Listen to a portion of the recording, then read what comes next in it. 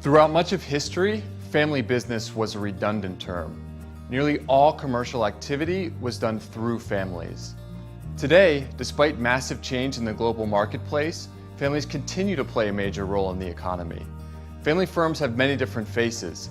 They're the rural subsistence farmer of Peru, and they are the largest brands in the world. Family firms come in all shapes and sizes, and what starts as a 5-stool root beer stand may grow into one of the largest hotel chains in the world. Would you have guessed that family firms are the dominant form of organization worldwide? Let's take a few minutes to really grasp the role of family business in the global economy. We can look at total GDP and the percentage of GDP accounted for by family firms. Now imagine each of these spheres the size relative to the population of a continent. And let's see how much of each continent's GDP is created by family businesses. Taking a closer look by country, we see that family firms are key economic drivers all over the world. Family firms represent a significant part of the GDP in relatively small economies, such as Ecuador, Belgium, and Malaysia. And they make similar contributions in the largest of economies, such as South Korea, Brazil, and the United States. Family firms also advance GDPs by fostering new business.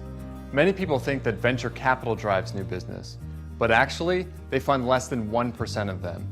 It is families that are the first and most common source of financing. Up to 85% of firms start with some level of family backing. Family firms also create value by providing jobs. Family firms employ 70% of the private workforce in Argentina and 57% in Germany.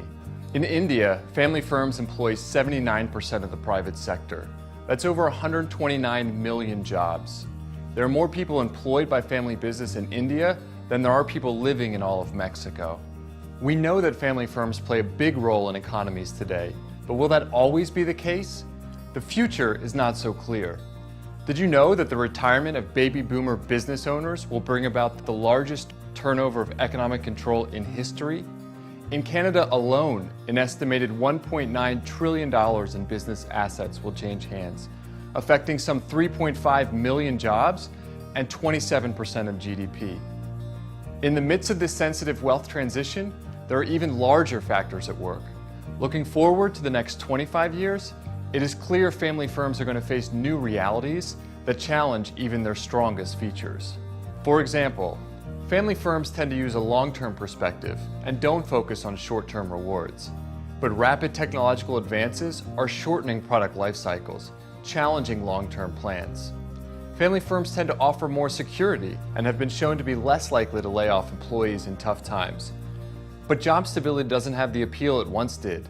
Today's workforce is mobile and not necessarily looking to settle down. The relationships and values of families have always been a great strength. But nuclear families are no longer the norm, and as family structures become more complex, more family firms will likely be sold off than passed on.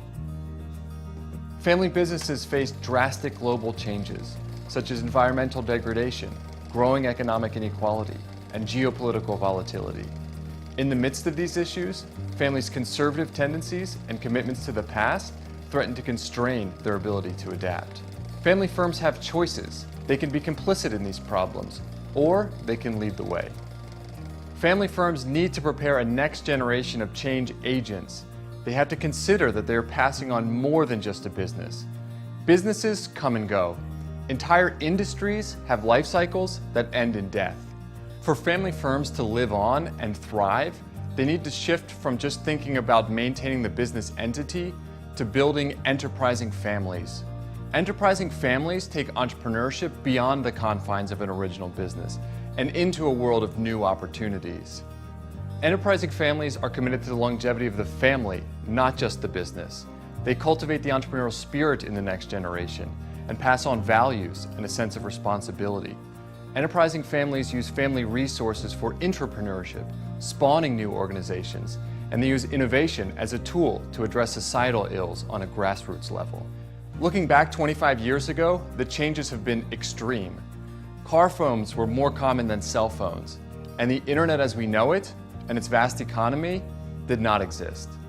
Life expectancy for the largest firms has decreased from 75 years to 15 years.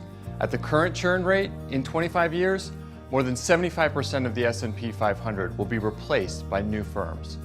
By 2040, there are projected to be over 9 billion people on Earth, but with wealth concentrated to fewer and fewer hands. Other changes are so radical that they cannot even be imagined.